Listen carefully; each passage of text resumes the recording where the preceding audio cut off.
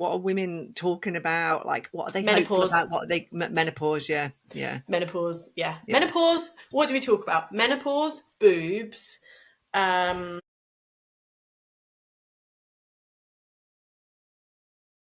everyone, welcome back to the This Is Me podcast. I'm Karen. I'm Ellie, and today we have Sarah joining us. Sarah owns a ladies' boutique in the centre of the lovely town of Daventry. She's celebrating 7 years in business, and the boutique is a one-size clothing store which has the customer at the heart of it. They celebrate all things life has to throw at us: children, menopause, parents, illness, recovery, holidays of a lifetime, or hiding from the hubby for an hour. They have got you covered. So Sarah, thank you so much for taking the time to join us today, and can't wait to hear all about you. So why don't you tell us a bit about yourself and how you got to where you are today? Okay, so I am Sarah, I'm 50, and I sell clothes for a living. And I'm actually not all about clothes, I'm actually more about food. And this is on my Facebook page. I put a bio on the shop. Basically, I started work in the corporate world, and I was a restaurant manager. Well, I was a management trainee, restaurant manager, and then I became a food quality control inspector. So basically I did the job of an EHO for a large chain of restaurants, and I used to go and inspect the kitchen for food quality, health and safety, food hygiene, and I absolutely loved it. I worked for a big pub company as well, and that was implementing new menus, menu design, food photography, all that kind of stuff. You can tell I really love it. Yeah. And then I had a baby, and my life changed completely, because I too also thought I could perhaps do a podcast in an hour and a half when I had a baby. No, your life changes beyond anything you could possibly comprehend. Well, it did for me. I realised I couldn't go back to the corporate world. I was working 65 hours a week. I realised I couldn't sustain that with having a baby at home. And I had my maternity leave, and then I didn't go back. In that industry as well, I can't even begin to imagine. Well, working in a restaurant, the hours are bad because obviously they're antisocial. But in the side that I was on, it was sort of like office-based hours. It was just a lot of office-based hours. Yeah. But my mother-in-law has a clothes shop over in Southam, and I found when my little girl, I didn't leave the house for about 6 weeks. I literally did not know what happened to me when I had a baby. I felt safety in going over to see my mother-in-law because I could feed the baby. She could fall asleep. The baby is Daisy, by the way. She could fall asleep. Mother-in-law would help me. She'd cuddle her for a little while for me. And that then turned into sort of Friday mornings. I would go over and look after the shop for her for a little while because she was also a hairdresser and needed to do hair.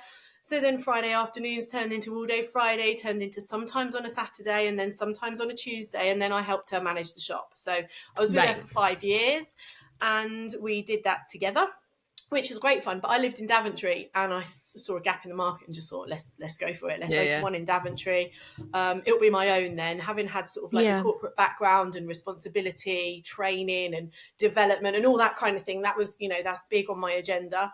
And so we opened a shop in Daventry 7 years ago, and here we are, and that's it. And actually, I think my story started was because it's not about food and it's not about clothes, it's about people. And that is what my whole ethos is it doesn't matter what you do it well, do it with passion, and do it for the good of other people. And that's what it is. I could sell clothes all day long online. I could probably earn more money doing it. I could probably work less hours and earn more money doing it. But I have a shop because I like people. And the kind of people that come into my shop are people that like to be with people as well. Some people don't see anybody else all day, or their husband has passed away, or they don't have much contact with people, or they're a funny shape in body size, so they like to try clothes on and not buy stuff offline and then have to send it back all the time. That's one of the things I hear the most, is that people can't stand sending stuff back. So if you're a really nice sort of petite size 12 and you can order anything from any company you want to and it fits, then lucky you. But I mean, size 12 isn't a standard size 12 in any shop. So if you get it right, then you're lucky, but more often than not, people don't get it right. And I kind of think if I sort of sit and play the waiting game here, more and more people will get more and more annoyed with buying online and sending stuff back. I agree. That, you know, it will come back. I only open 3 days a week at the moment because there's just not the footfall to open any more than that. Yeah. So what I find I'm doing is spending half the week doing social media to get people in, and then the other half of the week serving customers. I wish that I spent my whole time serving customers because I hate social media. I do a lot the of joys, it. the joys of it. I think people think I love it because I do so much of it, but the truth is I have to do so much of it to keep my business going. And that all came, I'm really talking loads now, sorry. No, the this social is media great. side of it started really because of lockdown. And when lockdown hit, I was 1 year and 1 year and 2 months, I think, into the business. So we had a really I was going to ask successful- about lockdown. Yeah, it really changed everything, actually. About 1 year and 2 months into the business, really successful first year. So you think, I've hit the ground running. Who makes a profit in their first year? So I was super thrilled. COVID hit and it's like, oh, what do we do now? So actually, that's when we developed the online sort of videos and sales, and people would come to the door to collect something, and then you'd end up sort of like doing what about this? What about this? And sort of like a show and tell kind of shop. And we just kind of made it work for us. And so many people come in now, and even now say, your videos kept us going in lockdown. Wow. And it's sort of, even now people do still comment, and it's something that then, okay, so maybe there's a part of the business that needs to continue there. Yeah.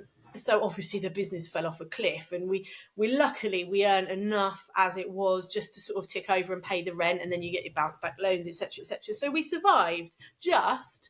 But I only had one daughter at home who was about 5 or 6. I don't know how long. No, so she must have been about 7. So luckily we weren't fighting over computers. I didn't have to be at work. I could sort of fit the videos and everything around her. So we got all the schoolwork done in the morning. She was happy. We did stuff in the afternoons, art and craft, went for a walk, maybe went to the shop and did a video or something. So it really worked for us. I know lots of families it didn't work for, and it was devastating for some people. And I can't imagine having 3 kids at home trying to school them all. But for me and for us, it worked. We made it work. And so the videos are part of what came out of lockdown, and we still do them now. But it's sort of, you develop and move forward. And I realised that I think the longest video I've ever done was about 1 hour and 45 minutes. And it's like, you think it is absolutely knackering. It's talking for that long at high energy and trying to focus on what's going on behind you, what's going on the screen, and doing it all yourself is massive.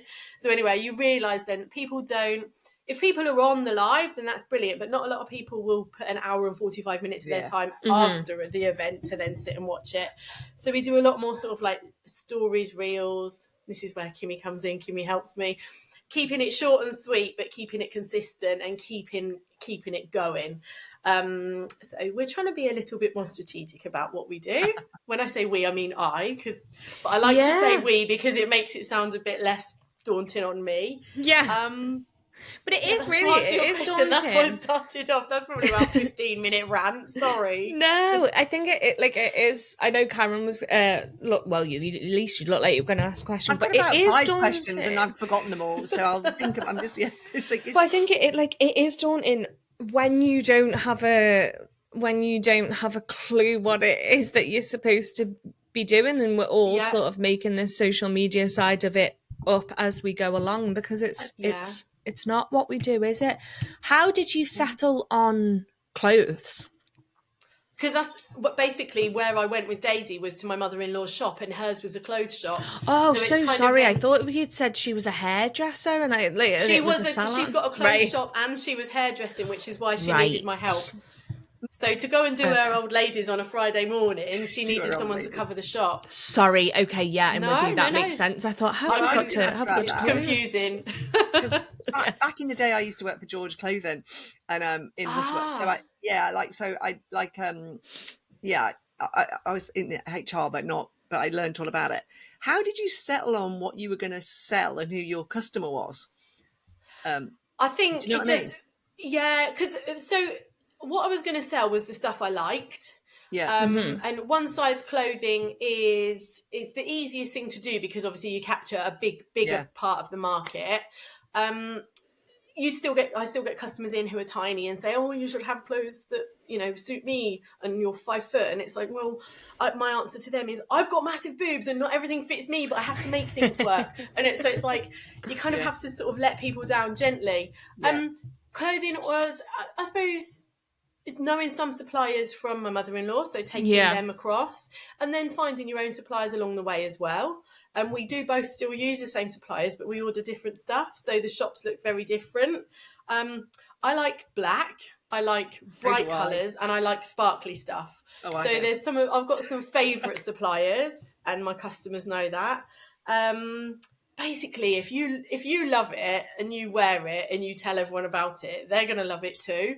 So that's really how you settle on it. How do you, another question, because we've had a few people, particularly self-employed people, talk about how their business has become like a hub, it's become a community place. Yeah. How do you do that in a shop? Like, how do people sit down? Do you offer cups of tea? How do you I can get it in other shops, but in a clothing shop, we're fixated with coming in and finding something, and then you get really good service. How do you do that? How have you created that without you becoming like an on-site counsellor? You are an on-site counsellor. You do. You literally are. 100%. I've even thought about training to become a psychologist or doing something because you have to have all your hats on all the time. And I don't know if you've ever seen the film Roadhouse with Patrick Swayze in it. When he's teaching the bouncers how to do a really good job. And he teaches them, he's like, you be nice. If they do this and this and this and this, then you just be nice. And what if they call my mum this? He goes, you be nice. And that's it. You just be nice. But it's easy if you are naturally nice, like not faking it. Obviously, I put my work. If I'm having a bad morning, I still put my smile on in the morning. But if you're a friendly, fun, chatty, energetic person, it's easy to be nice. Yeah. You know, I was more and then like people wondering how you create that, how people come in and wander around, and do they stay for a while, or how does that all work? I've got one lady that travels all the way from Market Harborough, and she comes and she spends 2.5 hours there. So to her, it's like her day out. Yeah. She stays. I think if the parking didn't run out after 2.5 hours, she'd probably stay longer. But now we know her so well, so it's kind of like, I won't use her name, but we'll say, come on, someone else is turning the changing room now. You've got to like step out and you can go back again. I think people just feel safe there. Yeah.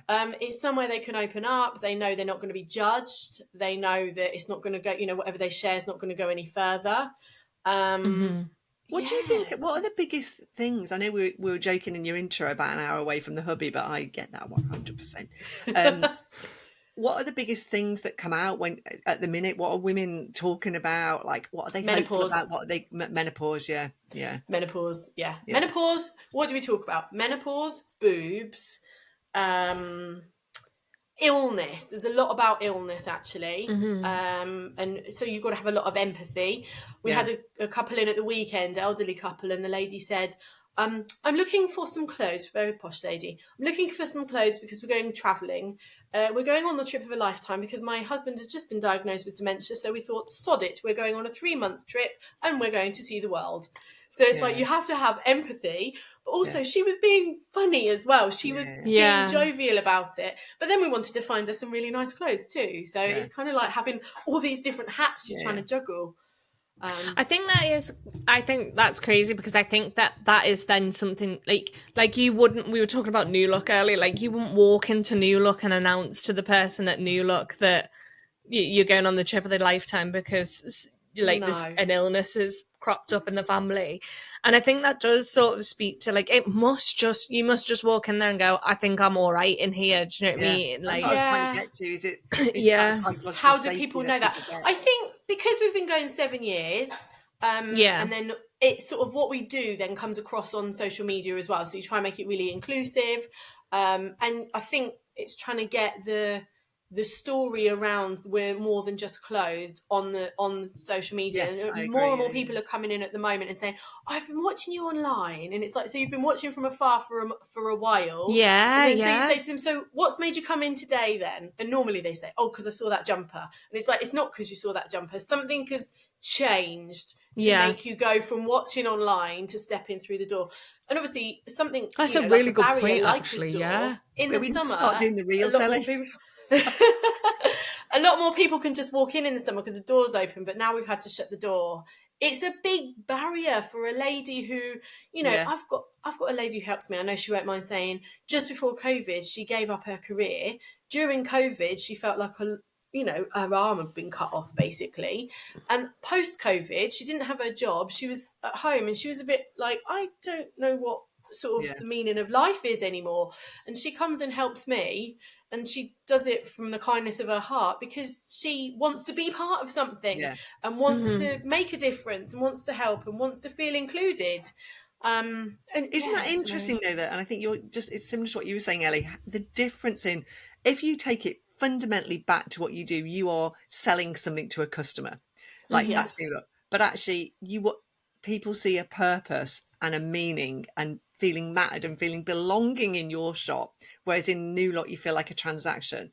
And I think that's I think the world needs more of that at the minute. I think we've lost all of those places where where you feel safe, particularly for women in clothing. I hate it. The high street is a sad place to be at the moment. It's like you go and you're like, sorry, no, Karen, you go. Completely cut you off there. My husband always says to me, why don't you try it on, Karen? I say to him, I cannot think of anything worse. And if it doesn't fit me, I sort of know my shape. But I can't do it. Disappointed and disheartened. I went to and then the effort to go and get a different. Sorry. Yeah. Oh no, don't worry. I went to stay with my friend. She lives in Devon, and we went into this really nice little town, and it had so many independent boutiques. I spent a bloody fortune. That's what made me laugh. I was going to say, and Karen spent her life savings. I brought another jumper, Ellie, and you are right. I do think you are right. There's a psychological barrier first about the door, because if you don't like the look of the window, I don't go. I don't know about you, Elle. But then when you go in and you think, oh, it's okay to try this on. And I think the other thing for me personally, you must see this, is you don't feel judged because they're not tiny little clothes. Like I've got boobs, like they're not. You don't look at it and just think, I'll never get in that. It's a really hard time for women at the minute with body image, isn't it? And that's right. And I'm not a tiny little person either. I've just lost some weight recently, but I'm not a tiny little person. So automatically, I think people think, oh, maybe there is something in here for me. But we do fashion shows as well, and I've been doing them. I started doing them with my mother-in-law, so I've probably been doing them about 10 years now. And one thing that's really important is when you've got your models is having an array of sizes, so that people, trying to get models is like, I could get 50 models if I organise a fashion show this weekend, because people want to do it. So, and the people know they're the larger one, but they want to be part of empowering other women. So, I can get ladies who do. I did one last year and we had 12 ladies all in the same dress. Oh, nice. But all different body shapes and sizes. And it looked really good because it was like, that the one size dress? Yeah. Yeah, that would be really interesting to see. It was and that said a massive thing about our shop, which is, just try it. Just come and try it and feel good about trying it. And actually we had someone in yesterday and she was she had an illness, so she had a strange body shape, and she went in the changing room and put some things on, and she came out. She looked better in some than she did in others. And I stopped and I said to the friend that she was with, I said, it's not that she's wearing. It's not that outfit or that outfit. Look at her face in that outfit. And she had a big grin on her face. And it was like, well, that's the outfit she needs to buy then. Not because we think it's the one that looked. It was the one we thought looked nice, but you could tell that she felt nice in it. Yeah. And it's not about how I think you look. It's about how you feel in that outfit. And you can see when people are smiling, you don't even need to say any words. You're like, you feel good. Yeah, and it's like, that's what's the great thing about like having all the different models in the same dress is you go online and you look at it and you think, wow, she looks incredible. What a lovely outfit. And it's because she's 5'10" and stick thin, which is beautiful, like good for you. Is that what it's going to look like on me? Who's like 5'4" and my back is the same size as my legs? No, not really. Like... No, and that's the thing. I think big businesses are now getting more. They're getting wiser in the models they're using, and using our array of models and models with disabilities and things like that.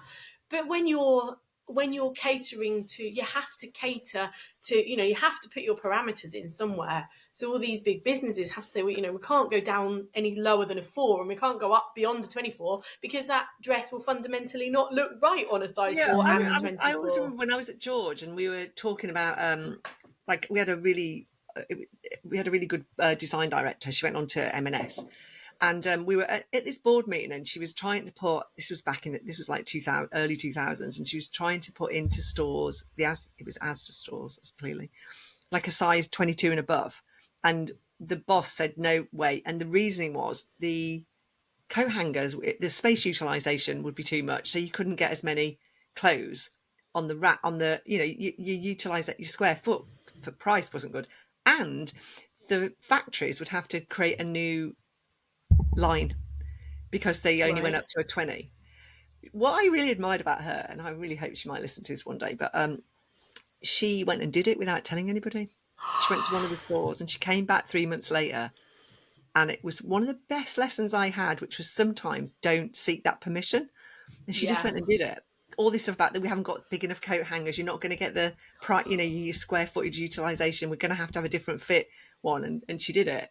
And I think that's what you get with corporates. They are really in a framework that doesn't allow for much variation. Well, they'd sit and talk about it rather than just going to do it, wouldn't they? Did it. I thought it was so funny. She came back and she went, well, look, load of rubbish. She went, I've been doing it in this store.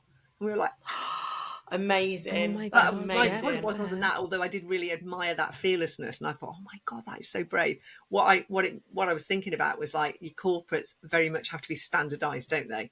They have to. Yeah. Whereas this world of women isn't standardized. No. And it's crazy because most of the population doesn't look how the models how look, the internet would think, how you think that everybody looks. Yeah. How are you still getting your food fix then, and like that element that you've moved away from? Instagram. If you look at my Instagram, like obviously we all get distracted. I'll go on to see, like, have I got any messages on a post I've done? Oh, look at that Amy Shepherd recipe. Oh, look at that. And so if you look at my Instagram, I think it's called a For You page. I don't know what it is. I'm not like techie with the kids or anything. Basically on I could show you now, it will have cats, glitter, hair, food, and young blood. That's the only things I look at. Oh, and I love everything about food. I love eating out. I love cooking.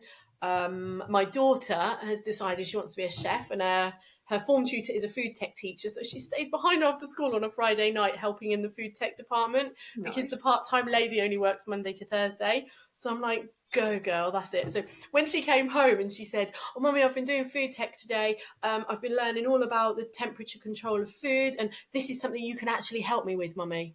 I was like, thank you. Like that. Yes, I can. Yes, thank you. Yeah. Yeah, Daddy does all the other homework. I get to do the food tech. How did you find moving from like a business role into being self-employed? Because we talked to a lot of women on this podcast and in life really, who have, for some reason, it's usually a incident like a child or health or being made redundant, had to leap into self-employment. How did you find that? Well, I think because I did it over a period of 5 years, because I stopped it immediately because I knew it was completely wrong for me. I had a lot of questions about the corporate world before I gave it up, before I had my child. Yeah. And fundamentally, I asked if I could go back part-time, and we couldn't agree on what part-time was, because I said part-time should be half of 37.5 hours. Yeah. And basically what they were saying is part-time should be half of 65 hours. And I'm like, so well, that's full-time. Really? That's, yeah. So it kind of, we agreed to part ways. It was really, really hard to get commitment to doing part-time. And I just thought, this isn't right. It's not. Now I probably do 80 hours a week for about a quarter of the money, but that's beside the point. It's quite self-fulfilling. But it's on your terms. I've trapped 2 of the cats out, but now one of the cats has decided to join. Oh, that's okay. That's okay. Really high. We always have pet guests. I mean, I could go on and on about the corporate world, but what I hated was sitting in meetings talking about meetings. Yeah. When all I wanted to do was just go and do stuff. I'm a really hands-on person, active person. Although the older I get, I do like sort of sitting on my bum quite a lot as well. Yeah. But I've always had a job that's really diverse. I couldn't do a job where I sat in one position. So we used to sit in meetings that were sort of 9 till 5:30, and the first 4 hours of the meeting we were talking about last month's minutes, and it's like, oh, I actually can't cope with this anymore. And I'd be sitting around the table thinking, since COVID, we do a lot of work with businesses, and I think since COVID, the flexibility of online changing the world. I mean, we had to change our business from face to face to online. Isn't always great for things like meetings. And like I was laughing with some people I was with last week. They send meeting invites from like the hour to 10 to the hour, so 50 minutes, because they have to give themselves 10 minutes to like have a break for the next meeting. And like, so I think online isn't necessarily great either, because you can, well, I just don't think it is. I just think, and your brain's frazzled. I remember you sit in these meetings, having meetings about meetings, like, and we've been involved in it with a lot of the companies. When they ask you to do like a proposal, like 75 years later, sorry, apologies to everybody who work, we do love you all, but you're like thinking, why hasn't a decision been made? Yeah. But you own your own business, and you all of a sudden, do you want to do that today? Yep, done. But then something like today, if we were meeting in person, it probably wouldn't have happened till next year by the time all 3 of us, baby on the way. Do you know what I mean? So the ability to work online for the podcast has been amazing for us. And you don't have any less vibe with it because it's not face to face, and it means we're much flexible. So I do think you're right. And it's clearly and it clearly does do something as well, because it's allowed us to do this, and like, you, Sarah, that there's people that show up when they've made that decision, and because of that community that you've fostered online. So there is something to be said for it at the same time, even though it just needs to be the social media side of it is painful. I think it needs to be handled different. It needs to be handled correctly. But also, we're talking about social media for business. Social media for pleasure, I think, is where the danger really comes in. How old's your daughter now, Sarah? How 12. old is it? Yeah, so 12. You're just heading into, or probably in the middle of the whole red flag stuff, I presume. Yeah. So, she sort of sits and watches stuff, and I look at what she's watching, and luckily she likes watching cooking videos as well. So, but then there's, an hour's worth of cooking videos? Is that really necessary? Why don't you just make a cake? Yeah. Why don't you just make a cake? So it's trying to be present as a parent as well. And, if you really like cakes, let's do it. Let's not just sit and watch it. But yeah, I think social media is, and I think what happened with COVID, and this is deviating from the point a bit, is all these Uber Eats and everything ordering online, and Whoosh from Tesco's, and all the different things that have happened since COVID, I think were already happening. It's just that COVID exacerbated it. So, all the changes on the high street and the closure of shops and things like that, it was all already happening. But what was going to happen in 10 or 15 years happened in 5 years. And I think that's why it's such a shock. And that's, everyone's sort of still finding their feet after COVID and what's happening. And I'm just hoping and praying that actually within the next 5 years, people then start coming out again.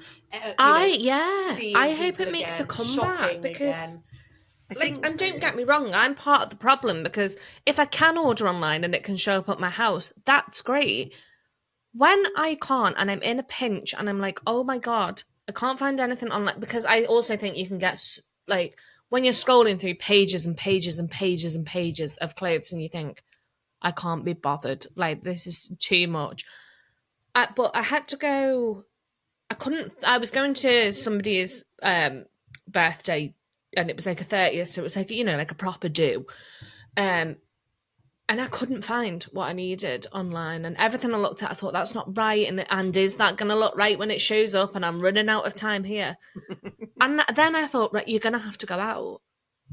Oh, the high street shops made me so sad because it's just not there anymore. So I hope it makes a comeback, because you don't realise how much we still need it until you're really in a pinch. Yeah. See, what would happen if somebody in Daventry was going on a 30th birthday? They'd come into our shop and we'd say to them, have you thought about this? Have you tried that?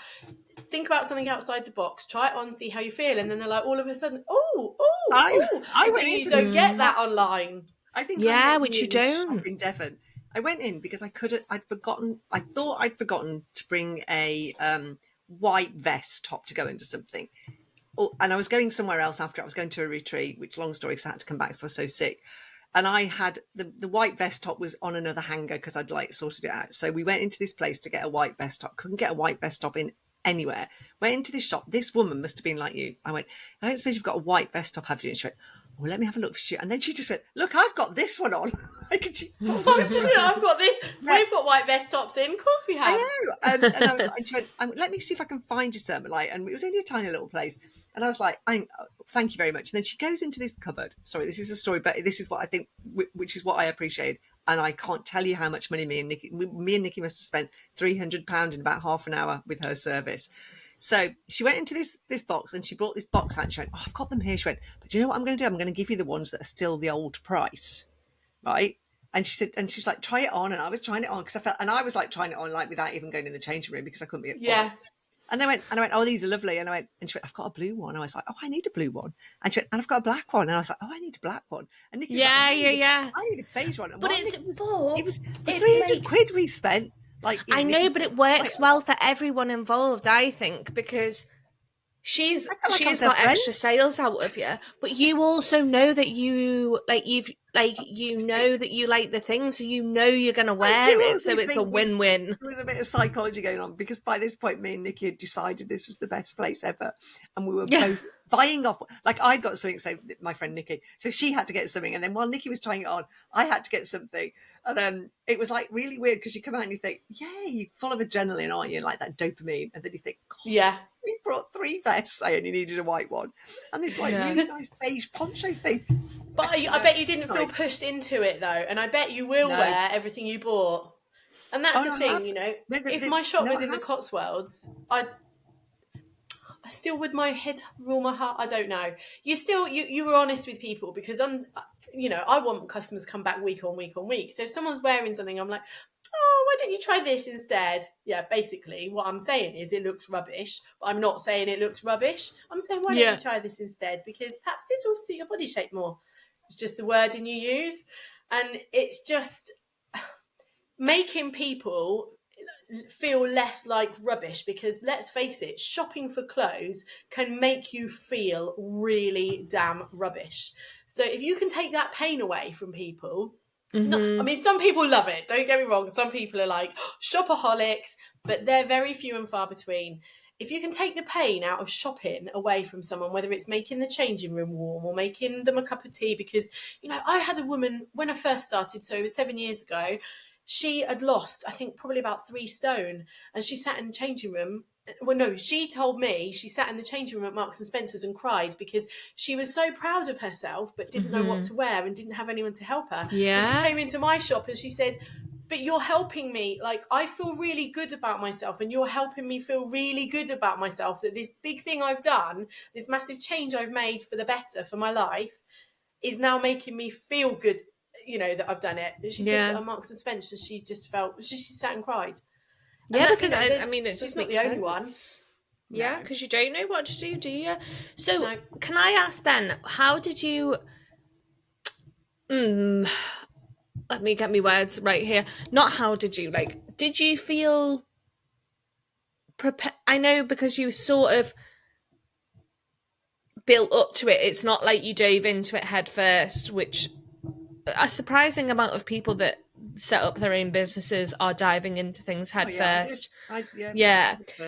Did you feel like you were prepared to set up on your own, because that you'd sort of been through it, you'd seen the back end of it, Or did you still feel like you were diving in head first? Oh, diving in head first, completely. Yeah. But then it's sort of do or die, isn't it? Yeah. And you think, what if people don't come and buy from me? And you saw the self-doubt choose as well. the What name? if How did, because I think my daughter's called Daisy. Yeah, so that's like, what's through your daughter? Sorry, of course. Yeah. Sorry, duh.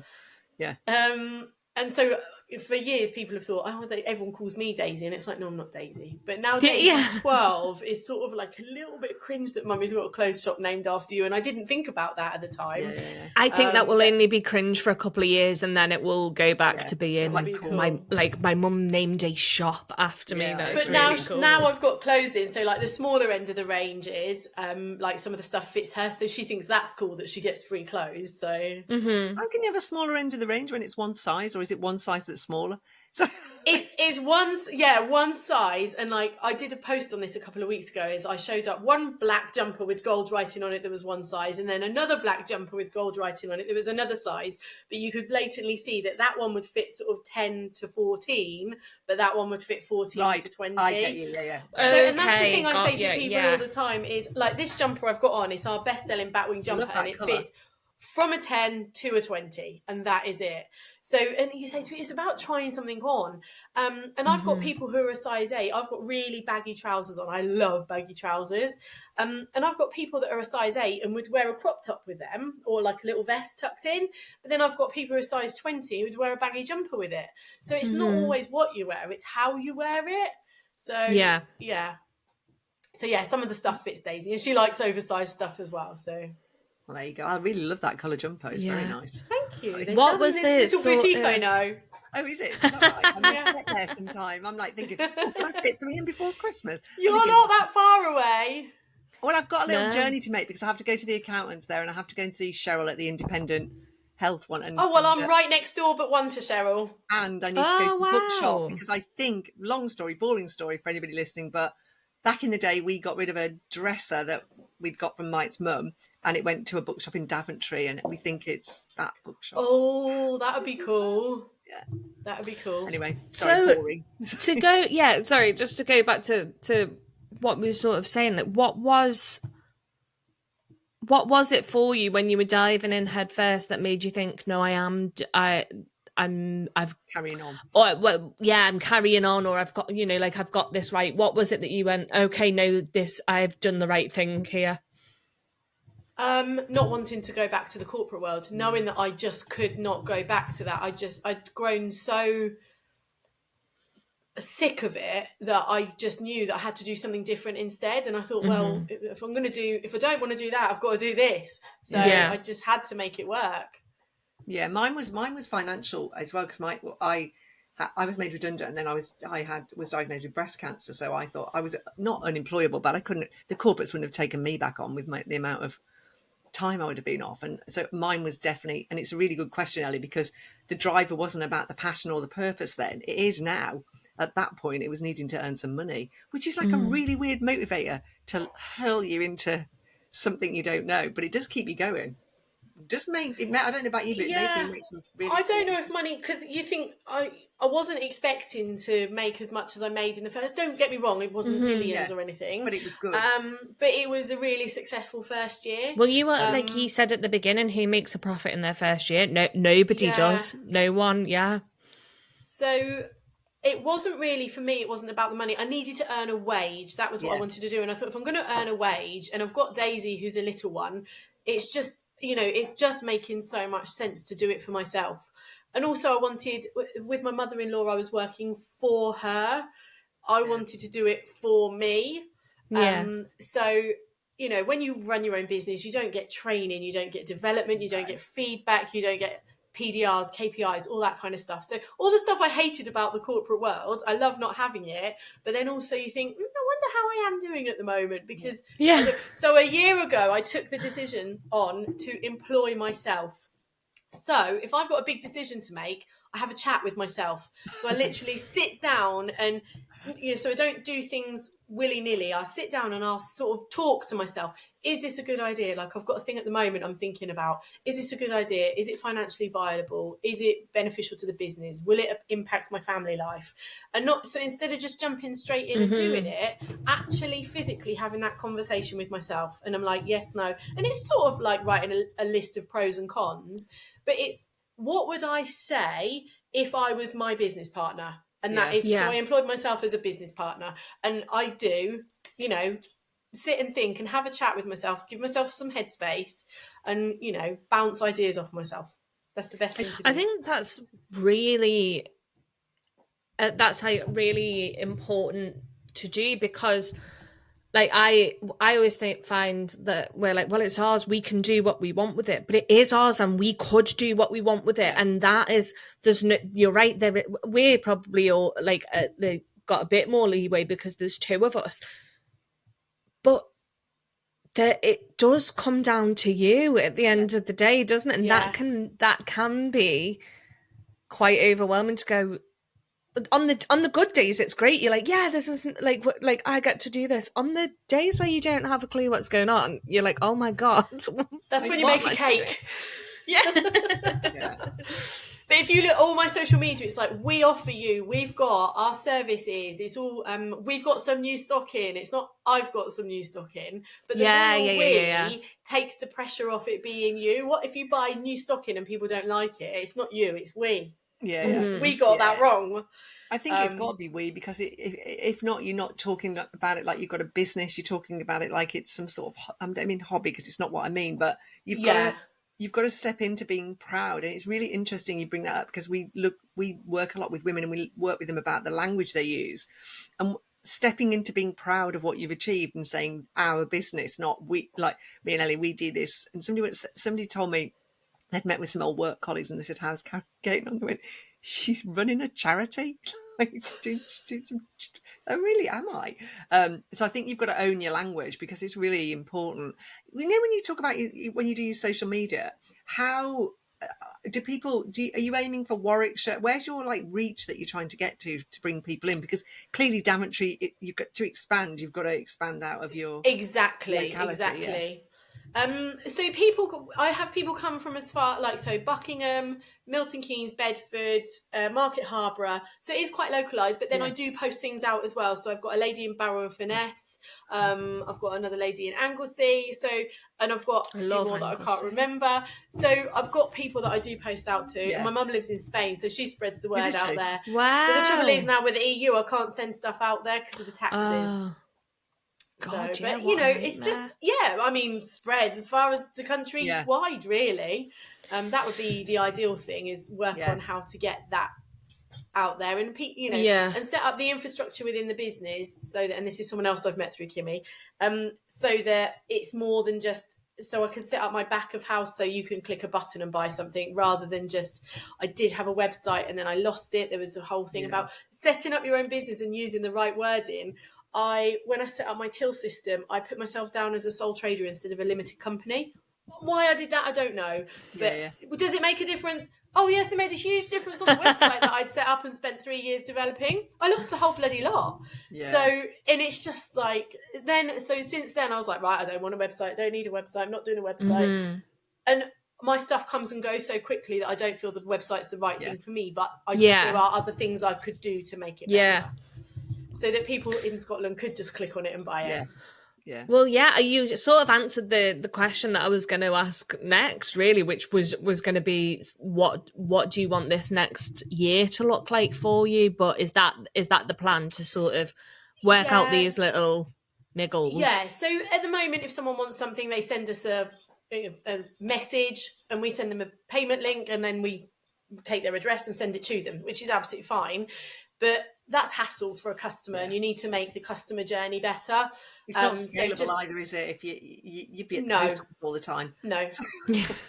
So, luckily the post office is just around the corner. So just drop and go, and then it's really cool. So, if all that had been harder, maybe I'd have done something about it sooner. But that really is the thing for the next sort of year to 18 months, is get that sorted. I think it's the only way that the business can really grow. Yeah. Yeah. It's Yeah, hard, isn't it, when you're we're going through that at the moment with Women of Our Time, aren't we? About having to like put systems and processes in to scale it. It's too easy. I was just thinking, we know someone great. We'll tell you about him afterwards. Yeah, when we finish with him, because we'll kill him. So yeah. Sorry, what was I going to say? And like when easy to stay in your comfort zone, isn't it? Ellie and I were having a conversation on Monday, like with Ellie going off, and I was like, well, I just think we'll put this membership launch off, because the reason I said that was because I don't want the ag. Do you know, like, cause it's easy when you're self-employed to sort of stay in what's pretty successful, isn't it? And I think it's hard for self-employed women to actually have the courage, but also the network to move forward. And I think that's really a real shame and a real lack of like entrepreneurship, because you can't access. I always remember when I was self-employed and I'd always work somewhere where there was a print room where you could go and get things printed, and we do a lot of workshops, and I'd be like at my printer like using 300 pages, and then I'd realize that all the pages were the wrong way around. Oh no. Do you know, like, because you're not used to it. And I think there's something to be said for self-employed women to look at what is it that we all need to make that step to move forward, you know, like to help. And it's all about things like this. So like we keep referring to Kimmy's put me in touch with yourselves. She's put me in touch with a web designer, a strategic manager, and it's things like that. It's like other people who are setting up their business as well. So why don't I use their tools to help my business be better? And it's until you start talking to people, okay, we can all go and sit in what's it called? Menopause brain. When women sit around and all have 2 minutes to speak and networking, we can all go to networking. But if we go to networking, there's always the sort of, you know, the same sort of people there. But it's actually formulating the people around you that are going to do good for you, and you can do good for them, or pay it forward. So I can help you, but you can help me, and et cetera, et cetera. And I really feel like there's sort of something bubbling at the moment. And I feel like that's why women like us do things like we do. Because I'm not, like I said to you, alluded to earlier, that I could sell online. I wouldn't have to speak to another person, and I'd probably earn more money doing it. That's not why I do it. I do it because I get gratification from helping other people. That gives me a sense of achievement. And if I could help anybody else, then I would. And I like to surround myself with people that are like-minded so that they help me. So that's the whole premise of Women of Our Time, which was so the whole premise of that was that it is about women of our time helping each other with like no judgment, no expectation. And actually that if you trust someone and actually when we launched the membership, it's called the Womaniverse, and it's about I know, it's about connecting all of us together like our own little galaxy that's infinite. And what we do is we provide. So Women of Our Time provides a way of connecting people that's not about networking. Okay. Yeah. And it's and we really because it is that like it's a good point. There is all these people, and it's like if you don't by chance, you know, like have a Kimmy who goes, speak to these, but like we're all just sort of thinking we're lost and alone, and we're not. It's not the case. Yeah, it's. One of the most daunting things about setting up my business, one of the things that has cost me the most amount of time in the whole 7 years that I've been doing it, is setting up my electricity account. I set it up incorrectly. You can tell I'm not like back office orientated. I set it up incorrectly. It caused me loads of bother I've moved shops 3 years ago. I moved. And I just think, oh my God, and I talk to so many people about so many bills. I don't know how to read an electricity bill at home. My other half does all that. So how am I going to know how to do it in the shop? But I bet there's someone out there that either can set you up really easily for a flat fee of 100 quid or something that I'd pay tomorrow. Yeah. And it's knowing people that can do things like that. And I don't want to be dealing with electricity companies phoning me. That's the bane of my life. I just need electricity, please. Thank you very much. And I think it will I think it will work in a similar sort of way for Daisy, and because you know that your customers will go, you should go, you've got to go, she's great, she'll really help you out, she'll like, and I know bear with me because I know it's not the same, but that is the same thing as going, but I know someone can do this. Like it's the same problem in a different dress, let's say. Yeah, absolutely. Sharing best practice, isn't it? So yeah, definitely. I think it's like Ellie and I always talk about like with men particularly, and this isn't a sexist thing, it's a fact, that men have access to lots of different networks, like that they can like find someone, and women have it, and it's very informal, and it's only if you know somebody, and that's not fair. And so the premise of like our one is, it shouldn't be fair, it should be formalized, so that everybody's got a go-to place where they can say, can anybody have, not Facebook or like a like things like that. It's too laborious. It's like like where you can ask, like I just locked myself out of trying to get verified for Companies House, which is the thing going on at the minute.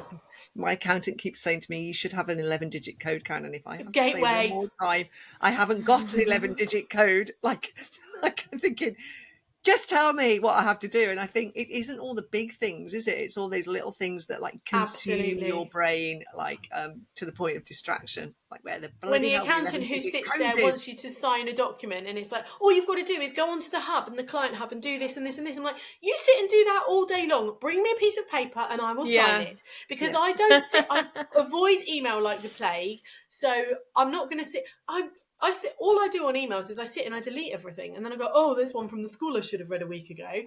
Emails is another bane of my life, because I'd rather just do something rather than sit and do it. But yeah, the accountant just thinks you know what they're talking about. I'm like, I have no clue what you're talking about. What was really funny about it was they sent me a screenshot of what I should have got, as if I didn't know what an 11-digit code was. I got a screenshot. This is what you should have got. And I'm like, I know what I need. I don't know how to get it. My accountant now, she emails me, because she knows me now. She emails me and I'm like, right, okay, I either have to pay my VAT or I can't even remember the names of any corporation tax. Yeah. So I'm like, who do I pay? How much? And what's the code? What's the payment code? So now she just puts on the email, pay this amount to this HMRC on this date. Thank you. That's all I need you to do. Just tell me what to do and I'll do it. I'll make sure there's the money in the bank to pay it. Exactly. Yeah. No, it's anyway. Monies. We should have chaos. I know. Yeah. Right. Let's wrap up then. Thank you so much, Sarah. This is great, and it was great to hear your story. And what I liked about it is I know that it did come from a place, because we often talk about like mainly the reason that women set up their own businesses is because they literally can't do anything. They can't do what they were doing before. And I know that is what happened with you, but I don't think we've quite heard your journey into it, and that sort of like, you in a way you learned it and then you did it. I don't think we've really heard that before, so that was really interesting. So so thank you so much. And then the last and final question we have for you is, if you had to pick a song to be the theme song for your life, what song would it be? Pink, let's get this party started. Oh, nice. Oh, great. I don't think we've had... Do you know what? I don't think we've had a Pink song so far, which is crazy. You think she would have come up earlier? Powerful woman. Yeah. God, I'd forgotten about her. Great. Okay, that's excellent. Yeah, that's amazing. Thank you. Well, yeah, thank you so much for taking the time out to talk to us. Yeah, thank you. It's amazing. Yeah, thank you for having me. Good. I shall be visiting. Yeah, and Cameron will be visiting, and I'll visit when it's not freezing. Say, would you like this, Ellie? And you could say, yeah, get me. Yeah, you should do that. We do video calls. We do video shopping. That's right. Yeah, actually, you could do a FaceTime rather than send pictures. Yeah, that would be great. All right, thank you everyone for listening. Thank you we'll so see much. You next time. Thank you. Bye. Bye.